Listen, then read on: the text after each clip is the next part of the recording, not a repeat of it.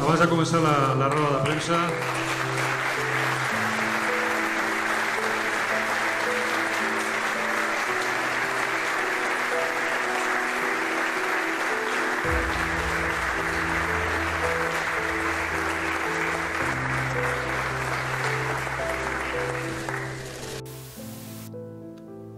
Lionel Messi a été littéralement arnaqué par le FC Barcelone. Et dans cette vidéo, je vais tout te révéler, même si je prends le risque de me faire attaquer.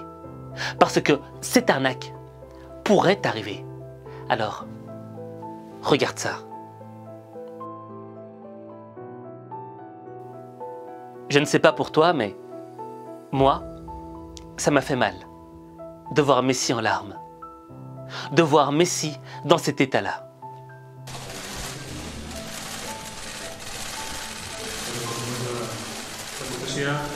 Abans de començar la roda de premsa, el propi Leo Messi vol dirigir-vos unes paraules i després començaríem amb aquest torn de preguntes, que seria una per mitjà, dieu el vostre nom i el mitjà al qual representeu, i després recordar-vos que després de l'acte, quan acabi la roda de premsa, hauríeu d'abandonar aquesta sala, ja que es volen fer unes fotografies privades amb el jugador i necessitaríem la vostra absència durant uns minuts. Moltes gràcies per la comprensió i Leo, si estàs disposat, quan vulguis, quan quieras que estiguis. Gràcies.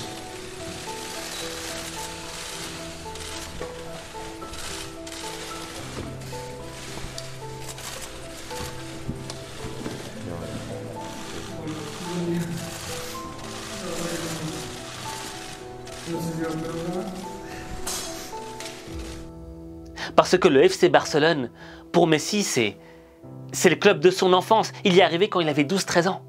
Mais pour une raison bien particulière. Messi était victime d'une maladie. Il avait un problème de croissance. Et toute sa vie, il risquait de rester tout petit. De ne pas dépasser le 1m50. Et c'est le Barça qui l'a recueilli. C'est le Barça qui lui a apporté tous les soins nécessaires pour qu'il puisse avoir une bonne croissance. Et en même temps, lui, en parallèle, Messi, il a donné tout ce qu'il avait pour ce club. Tu vois, il s'est toujours donné à fond. Il a toujours mouillé le maillot pour le club. Et il a remporté tant de titres. Il a vécu tant d'histoires, tant d'aventures. Et en plus, ce gars-là, c'est quelqu'un de fidèle et de simple. J'en prends pour exemple sa femme. Tu vois, quand tu es footballeur, on va pas se mentir, d'accord? T'as vraiment l'embarras du choix. T'as toutes les tailles, toutes les couleurs, tout ce que tu veux. Les femmes, pas les femmes, attention. Certaines femmes s'offrent à toi parce qu'elles recherchent ça. Elles recherchent la gloire, elles recherchent l'argent, la richesse. Elles ont envie de faire des snaps avec leur homme pour montrer qu'elles sont avec quelqu'un de riche. Un petit peu la michto, quoi, tu vois. C'est Michtoland. Quand t'es footballeur, c'est Michtoland, d'accord?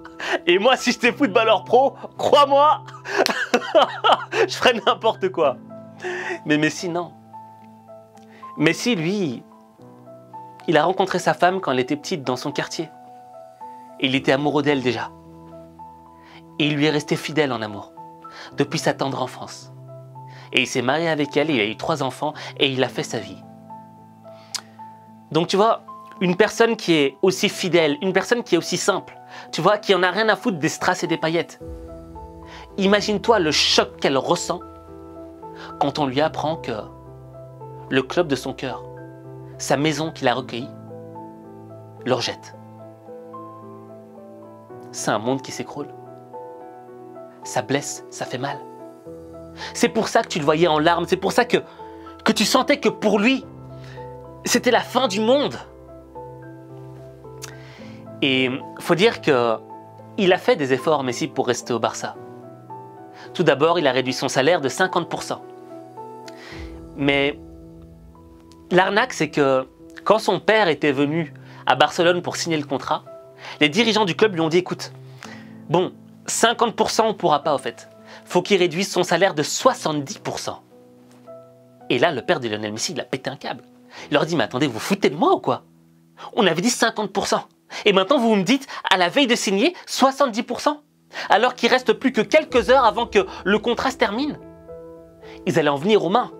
Apparemment, le père de Lionel Messi allait mettre une patate de forain à un des dirigeants du Barça. Et elle est là, l'arnaque. Au fait, les dirigeants du Barça ont tout fait pour mettre Lionel Messi dans une position telle qu'il ne puisse pas rester au club. Mais ça, c'est juste la surface de l'arnaque. Faut rentrer en profondeur. Et là, tu vas comprendre la subtilité, la surnoiserie de ce scandale.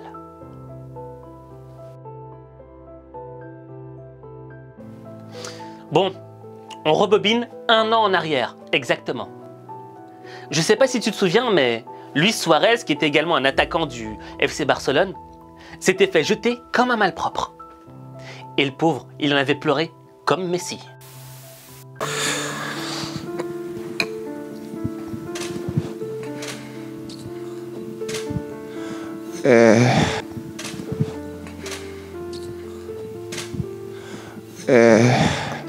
Es muy difícil para mí.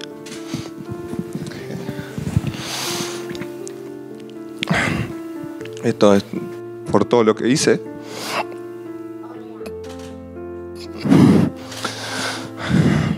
Se va un ser humano que tiene sentimientos.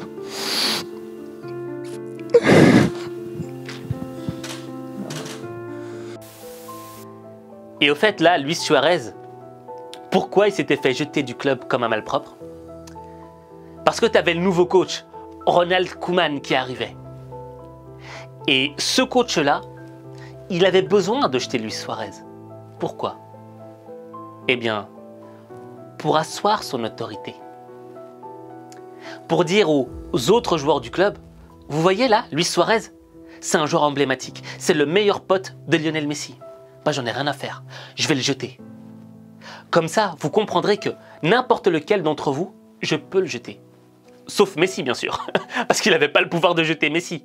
Mais c'était pour vraiment asseoir son autorité. Parce que Suarez a plus de 30 ans, Messi a plus de 30 ans, Busquets a plus de 30 ans, Piqué a plus de 30 ans. Ils ont tous encore quelques années devant eux, mais après, il faudra faire des changements. Tu ne trouveras jamais un joueur comme Messi. Jamais, je pense pas. Et après? Et c'est pas le seul qui a fait ça. Je te reprends l'exemple de Guardiola, lorsqu'il a commencé à entraîner le FC Barcelone. Qu'est-ce qu'il a fait en entrant dans le club? Il a renvoyé Ronaldinho. Ronaldinho qui était l'un des meilleurs joueurs de tous les temps. La subida por el costado, Ronaldinho de tacón impresionante, Messi dentro del área. Taken a gamble and thrown lots of players forward. Oh, Van der Poel. Intentando despejar ese balón. Con Milson, no sé si muy necesario. Ahora lo hace bien el Barça. Moi, j'étais fan de Ronny, tu vois. Le jour où j'ai vu que Guardiola l'a acheté, mais j'ai pété un câble. Mais c'est par après que j'ai compris. Il jetait Ronaldinho pour montrer aux autres membres de l'équipe que c'était lui le chef, qu'il n'y avait personne au-dessus de lui et que tous les joueurs devraient l'écouter. Au fait, c'est simplement une technique managériale. Si je te l'apprends par exemple en politique, Emmanuel Macron, le président de la République française, a fait la même chose avec le général de Villiers, chef des armées. Le général de Villiers se plaignait de la réduction de budget qui était alloué justement à l'armée. Et il a pété un câble, il a dit « Ah non, mais on nous prend pour des merdes !» Bon, bref, c'est parti en insulte. C'est la dernière apparition publique du général de Villiers. Le chef d'état-major des armées y ouvre le défilé du 14 juillet aux côtés d'Emmanuel Macron. La tension est alors vive entre les deux hommes. Le jour même, le général dénonce dans les colonnes du Figaro le manque de moyens des armées françaises. Une nouvelle prise de position publique qui insupporte le président. Emmanuel Macron, lors d'une conférence de presse, il a dit « C'est moi le chef ». Il n'est pas digne d'étaler certains débats sur la place publique. J'ai pris des engagements. Je suis votre chef. Les engagements que je prends devant nos concitoyens et devant les armées, je sais les tenir. Et je n'ai à cet égard besoin de nulle pression et de nul commentaire. Pourquoi? Pourquoi est-ce que Emmanuel Macron vient devant la presse, devant tout le monde et dit « c'est moi le chef ». Tout simplement pour asseoir son autorité. Tu vois? Et le général de Villiers a tellement été touché, a tellement été écrasé que la seule chose qu'il ait pu faire, c'est démissionner. Le général de Villiers a souhaité hier passer la main. C'est son choix et je le respecte entièrement. Je tiens à lui rendre un chaleureux hommage car il a été un grand soldat, aimé et admiré de ses subordonnés et il vous a brillamment commandé pendant un peu plus de 3 ans. Et voilà, c'est la même chose qui s'est passée entre Lionel Messi et les dirigeants du Barça. Il faut savoir que la nouvelle équipe dirigeante, elle est toute fraîche. D'accord? Le président du club, le nouveau président, c'est Juan Laporta. Et pour être élu dans le club, il avait promis aux supporters du FC Barcelone qu'il allait tout faire pour garder Messi au sein de l'équipe. Mais tout ça, c'était un jeu politique. C'était déjà calculé à l'avance. Tu vois ce que je veux dire? Parce que le problème dans le FC Barcelone, c'est quoi? C'est que le vrai boss du club, c'est Lionel Messi.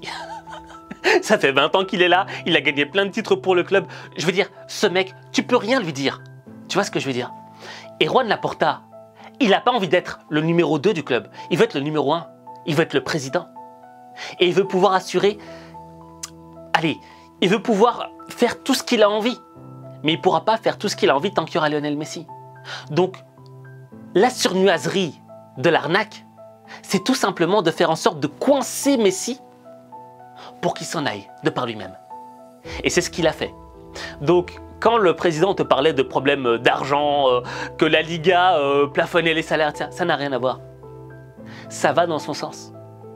C'est tout simplement politique.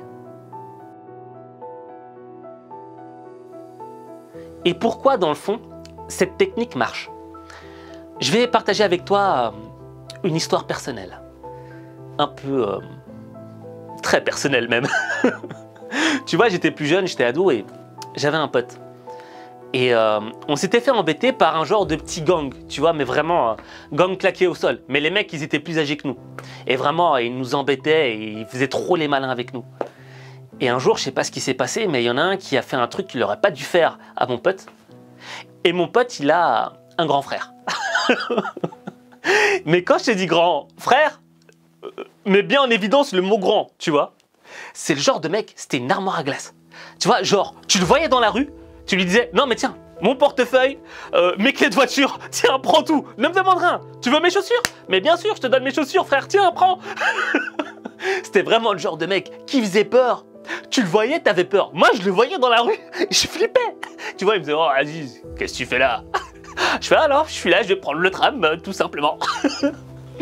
Et donc, il avait dit à son frère que justement, il y avait genre un petit gang comme ça qui nous cassait la tête. Et je me souviens, il était sorti du bâtiment. Et son frère avait désigné le groupe qui était là-bas. Et dans ce groupe, il y avait un mec qui était grand. Tu vois, grand et fort, assez fort, tu vois. Mais il n'avait rien à voir avec ce groupe parce qu'on ne le connaissait pas. Et son frère, il a foncé direct droit sur le grand. Il lui a parlé. Ensuite, il a attrapé comme ça. Et il a commencé à le puncher. Et je me suis dit, putain, mais c'est pas lui qu'il faut frapper, c'est les autres. Mais au moins, ne frappe même pas, fais juste peur, tu vois. Et moi, perso, j'étais choqué. Tu vois, parce que j'ai rien compris. Je me suis dit, mais pourquoi est-ce qu'il frappe le plus grand? Ça n'a pas de sens. Et après, quand les esprits se sont calmés, j'ai été le voir et je lui ai posé une question. Je lui ai dit, mais pourquoi t'as frappé ce mec-là? Il n'avait rien à voir dans l'histoire. C'est les autres qui embêtaient ton frère. Et là, il m'a donné une réponse qui m'a laissé sans voix. Il m'a expliqué que la raison pour laquelle il avait frappé le plus grand et le plus fort, c'était pour faire peur aux autres. Parce que s'il s'attaquait à un petit, il démontrerait tout simplement que c'est un trouillard, tu vois, qu'il s'attaque au plus faible. Mais en s'attaquant au plus fort, il a montré que c'était un mec déterminé, qu'il avait peur de rien. Et il savait que psychologiquement, ça allait atteindre les autres. Et c'est exactement ce que fait Juan Laporta. En frappant le plus grand, Lionel Messi, il fait peur psychologiquement à tous les autres. Et crois-moi que tous les autres joueurs du Barça vont bien se mettre dans le rang aujourd'hui. Au fait, c'est dirigé par la peur.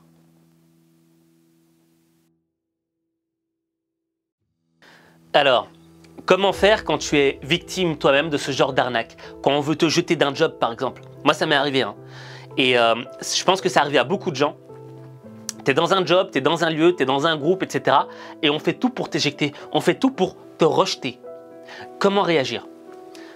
Le premier élément à prendre en considération, c'est de prendre conscience que personne n'est indispensable. Ni toi, ni moi, ni personne. Dans une entreprise, dans une société, personne n'est indispensable. Ça, tu dois le mettre dans ta tête.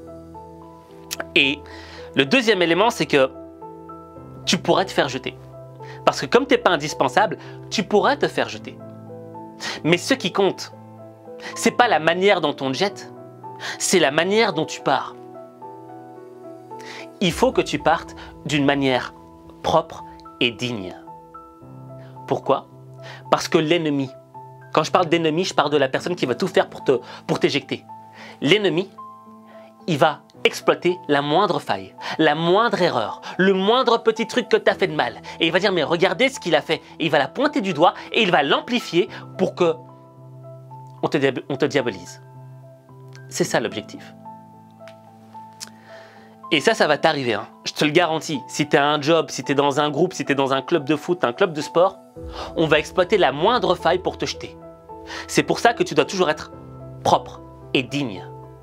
D'accord? Et quand tu es dans cet état d'esprit-là, sache-le, la roue tourne. La roue tourne. La vie va jouer en ta faveur. La justice de la vie va plaider en ta faveur. Je te prends un simple exemple. On a parlé de Luis Suarez. Luis Suarez qui s'était fait jeter vraiment, mais comme un malpropre, quoi. Il a réatterri dans le club de l'Atlético de Madrid. Qu'est-ce qui s'est passé un an après? Eh bien, Luis Suarez est devenu champion d'Espagne, a remporté le titre de champion d'Espagne avec l'Atlético de Madrid et pas le FC Barcelone.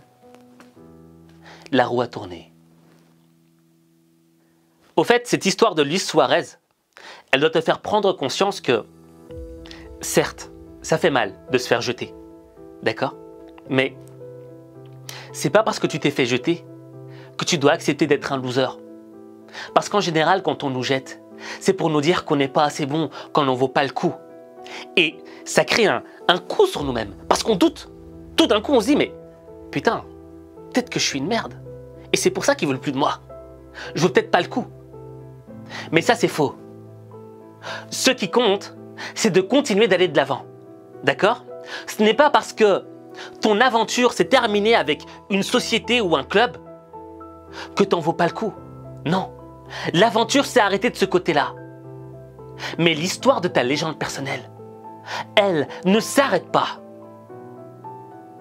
Ce n'est qu'un chapitre dans l'histoire complète de ta légende. Et là, je vais te prendre le meilleur des exemples. Steve Jobs. Steve Jobs, il a fondé la société Apple. Il a tout fait chez Apple. Et un jour, du jour au lendemain, on l'a jeté à la porte. Il n'en valait plus le coup. On n'a plus cru en lui. Apple a décidé de monter sans lui. Alors oui, Steve Jobs, au début, il a eu mal. Ça l'a blessé intérieurement. Mais est-ce que c'était la fin du monde? Non. Il a continué. Il a créé d'autres sociétés, notamment Pixar. Il a fait d'autres trucs. Des trucs énormes. Il a continué de s'améliorer. Il a continué à travailler sur son être. C'est ça le sens de la vie. Travailler sur toi pour faire émerger la meilleure version de toi-même. Et à un moment, Steve Jobs était tellement bon et Apple descendait tellement au fond du gouffre qu'ils ont fait appel à lui. Qu'ils lui ont dit « Hey Steve, tu vas bien ?»« Ouais, salut les gars, je vais bien. Dis-moi Steve, ça te dirait pas de venir travailler avec nous parce qu'on est un petit peu dans la merde ?» Ok, je viens. Quand Steve Jobs est revenu, il a remis Apple au top du top. Pourquoi? Parce qu'il avait continué de croire en lui. Parce qu'il avait continué à travailler sur son être. Parce que cette aventure ne signifiait pas la fin de sa légende. Sa légende continuait. Et il voulait faire des choses grandioses. Et là, j'ai envie que tu te remettes en question. Où est-ce que toi, tu en es avec ta légende? Est-ce qu'on t'a éjecté? Est-ce qu'on a été mauvais avec toi? Est-ce qu'on t'a fait croire que t'étais nul, que t'en valais pas le coup? Oui, on te l'a fait croire. Mais est-ce que c'est suffisant pour t'arrêter? Non. Parce que tu dois essayer. Tu dois continuer d'avancer. Et tu vois là, Lionel Messi, il a pleuré toutes les larmes de son corps. Mais tu penses vraiment qu'il va s'arrêter? Non. Il va continuer de s'améliorer. Malgré l'arnaque, malgré les bâtons dans les roues. La vie est faite pour tomber 7 fois, mais pour se relever 8 fois.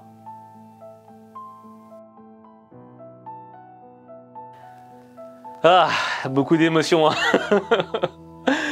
Et ouais. Mais si je t'ai fait cette vidéo, c'est parce que je veux vraiment que tu prennes conscience que ça pourrait t'arriver, ou ça t'est peut-être déjà arrivé, mais que l'idée c'est quoi? C'est de te recentrer sur toi-même, d'avoir une vraie vision sur toi-même. Parce que la seule personne qui peut avoir une vraie vision sur elle, c'est toi, c'est pas les autres. Et maintenant, j'aimerais te poser une question. Une question un petit peu footballistique. Parce que j'aimerais faire une vidéo sur ce sujet. Selon toi, dans quel club Lionel Messi devrait-il aller jouer? Dis-le moi en commentaire. En fonction de tes commentaires, je vais un petit peu modeler ma vidéo. Mais j'ai hâte de savoir où est-ce que tu aimerais le voir jouer cette saison. Sur ce, n'oublie pas que il n'y a que toi qui peux changer ta vie. Il n'y a que toi.